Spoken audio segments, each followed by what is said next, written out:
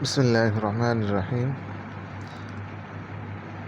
হযরত আবু হুরায়রা রাদিয়াল্লাহু হতে বর্ণিত, রাসূলুল্লাহ সাল্লাল্লাহু আলাইহি ওয়াসাল্লাম বলিয়াছেন, নিঃসন্দেহে আল্লাহ তোমাদের শরীর কিংবা তোমাদের চেহারা সুরত দেখেন না, বরং তিনি তোমাদের অন্তর দেখিয়া থাকেন। এরপরে হাদিস, হযরত আবু মুসা রাদিয়াল্লাহু বলেন, রাসূলুল্লাহ সাল্লাল্লাহু আলাইহি ওয়াসাল্লামকে ওই লোক সম্পর্কে জিজ্ঞাসা করা হইল যে বীরত্ব প্রকাশের জন্য লড়াই করে, কিংবা সজাত্যবোধের কারণে লড়াই করে, কিংবা লোক দেখাইবার জন্য লড়াই করে, ইহার কোনোটি আল্লাহর রাস্তায় লড়াই বলিয়া গণ্য হইবে? রাসূলুল্লাহ সাল্লাল্লাহু আলাইহি ওয়াসাল্লাম বলিলেন, যে ব্যক্তি আল্লাহর দ্বীন বুলন্দ হইবার জন্য লড়াই করিবে, ওই লড়াই আল্লাহর রাস্তায় বলিয়া গণ্য হইবে।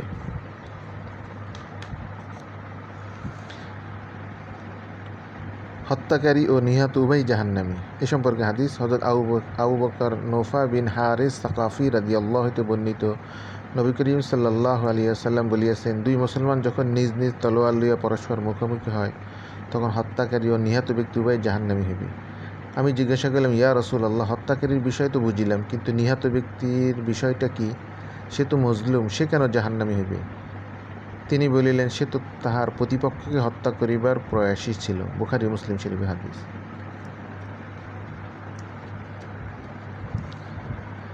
এরপরের হাদিস হযরত আবু হুরায়রা রাদিয়াল্লাহু হতে বর্ণিত, রাসূলুল্লাহ সাল্লাল্লাহু আলাইহি ওয়াসাল্লাম বলিয়াছেন, জামাতের সহিত নামাজ পড়িবার সওয়াব দোকানে বা ঘরে নামাজ পড়িবার চাইতে 20 গুণেরও বেশি।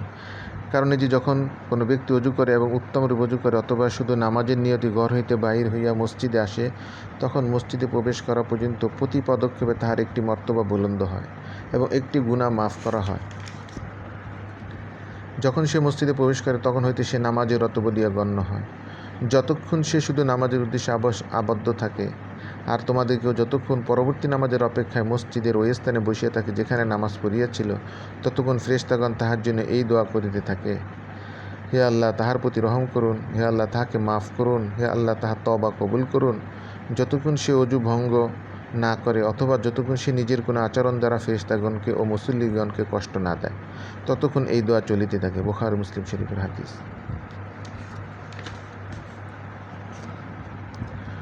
এরপর হাদিস হযরত আব্দুল্লাহ ইবনে আব্বাস রাদিয়াল্লাহু হতে বর্ণিত, রাসূলুল্লাহ সাল্লাল্লাহু আলাইহি ওয়াসাল্লাম হতে বর্ণনা করেন, আর রাসূলুল্লাহ সাল্লাল্লাহু আলাইহি ওয়াসাল্লাম আল্লাহ হইতে বর্ণনা করেন, তিনি বলেন, আল্লাহ তাআলা নেকসমূহ এবং গুনাহসমূহ লিখিলেন, অতঃপর ওইগুলি প্রকাশ করিয়া দিলেন। সুতরাং যে ব্যক্তি কোনো নেক আমলের নিয়ত করিল, কিন্তু উহা বাস্তবে করিল না, আল্লাহ তাহার নিকট উহাতে একটি পূর্ণ নেকি রূপে লিখিয়া রাখেন।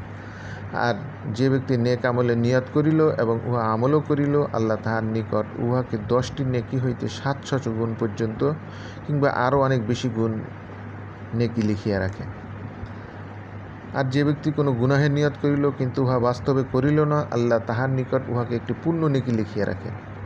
আর যদি সে গুনাহের নিয়ত করিল এবং উহা বাস্তবও করিল, তখন আল্লাহ ওকে একটি গুনাহরূপে লিখিয়া রাখেন।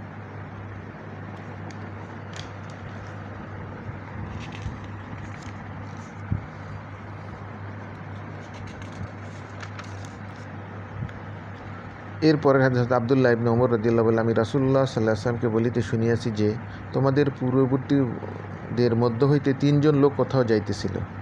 পথে রাত্রি যাপনের প্রয়োজনে তাহারা এক গুহায় প্রবেশ করিল। তখন হঠাৎ পাহাড় হইতে একটি বড় পাথর গড়াইয়া পড়িল এবং তাহাদের গুহার মুখ বন্ধ করিয়া দিল। তাহারা পরস্পর বলাবলি করিল, এই পাথর হইতে কেহ তোমাদেরকে উদ্ধার করিতে পারিবে না। তবে যদি তোমরা তোমাদের নেক আমলের উসিলা দিয়ে আল্লাহর নিকট দোয়া করো। তখন তাহাদের একজন বলিল, হে আল্লাহ, আমার আম্মা বৃদ্ধা ছিলেন, আমি তাহাদের পূর্বে আমার বিবি বাচ্চাকে এবং চাকর বাকরকে দুধ পান করাইতাম না। একদিন ঘাসের সন্ধানে বকরীর পাল লইয়া দূরে চলিয়া গেলাম। পথে সন্ধ্যা হইয়া গেল, ফলে তাহারা উভয় ঘুমাইয়া পড়িবার আগে ফিরিতে পারিলাম না। আমি তাহাদের জন্য দুধ দহন করিলাম, কিন্তু দেখি তাহারা ঘুমাইয়া আছেন। তাহাদেরকে জাগাইয়া আরামে ব্যাঘাত ঘটানো কিংবা তাহাদের আগে বিবি বাচ্চা ও চাকর বাকরকে দুধ খাওয়ানো আমার কাছে খারাপ মনে হইল। তখন আমি পেয়ালা হইতে লইয়া তাহাদের জাগ্রত হইবার অপেক্ষা করিতে লাগিলাম। এমনকি ভোর হইয়া গেল, অথচ বাচ্চারা ক্ষুধার কারণে আমার পায়ের কাছে কাঁদিয়া লুটুপুটি খাইতেছিল। অবশেষে যখন তাহার জাগ্রত হইলেন, তখন তাহারা আগে দুধ পান করিলেন, অতঃপর বিবি বাচ্চাকে পান করাইলাম। হে আল্লাহ, যদি এই আমল তোমাকে সন্তুষ্ট করিবার জন্য থাকে, তবে তাহাদের উপর হইতে এই পাথর সরাইয়া দাও। তখন পাথর সামান্য সরিয়া গেল, কিন্তু তাহারা উহা হইতে বাহির হইতে পারিতেছিল না। দ্বিতীয়জন বললেন, হে আল্লাহ, আমার এক চাচাতো বোন ছিল, আর সে আমার নিকট সকলে চাইতে প্রিয় ছিল। অন্য রায়তে আছে, এক নারীর প্রতি এক পুরুষের যতটা ভালোবাসা হইতে পারে আমি তাহাকে ততটা ভালোবাসিতাম। তাই আমি তাহাকে ভোগ করিতে চাহিলাম, কিন্তু সে আমাকে প্রত্যাখ্যান করিল। কিন্তু এক বৎসর সে দুর্ভিক্ষগ্রস্ত হইল এবং দিশেহারা হইয়া আমার নিকট আসিল। আমি তাহাকে নির্জনে দেখা করিবার শর্তে 120 দিনার দিলাম।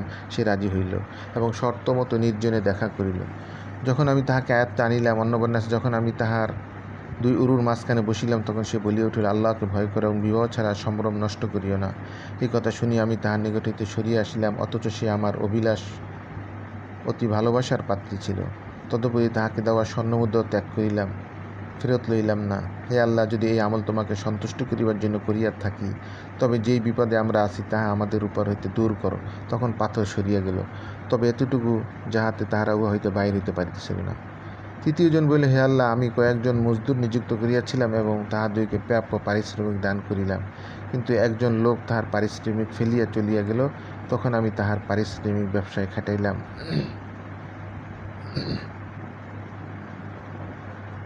কিছুদিনের মধ্যে ব্যবসার মাধ্যমে ওই অর্থ হইতে প্রচুর সম্পদ অর্জিত হইল। একদিন সে আসিয়া বলিল, হে আল্লাহর বান্দা, আমার পারিশ্রমিক দাও। আমি তাহাকে বলিলাম, এই উট, গরু, বকরি, দাস দাসী যাহা কিছু দেখিতেছ সবই তোমার পারিশ্রমিক। সে বলিল, সে আল্লাহর বান্দা, আমার সহিত রসিকতা করিও না। আমি বলিলাম, তোমার সহিত রসিকতা করিতেছি না, যাহা বলি সত্যি বলিতেছি। তখন সে সমস্ত কিছু হাঁকাইয়া লইয়া গেল, কিছুই রাখিয়া গেল না। হে আল্লাহ, যদি এ আমল তোমাকে সন্তুষ্ট করিবার জন্য করিয়া থাকি, তবে আমাদের বিপদ দূর করো। তখন পাথর সরিয়া গেল, আর তাহারা গুহা হইতে বাহির হইয়া আসিল। বুখারী মুসলিম শরীফের হাদিস।